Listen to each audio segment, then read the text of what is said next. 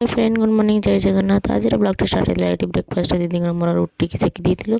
आलू को पानी पानी झुंग कर खाई सेमती बहुत भल लगे। तापर कर्म लगे मैंने पुअर सीझा बसई देती दीदी कलरा सीझे देते मसला भर देकी गोटा कलरा ये भाजी देती ठीक। तापर कल जेहतु संक्रांति था तो अरुआ भात होता तो बड़ी जाता डुंगुर टी अरुआ भात फ्राइड राइस पूरा टाइप करदे सी भल लगे तो करदे लंच खाई सारापर आम धान आज अमल होगी आसी तो ये सब दांडे से गदा है दीदी सब तो दीदी कौन समस्ते मिसिकी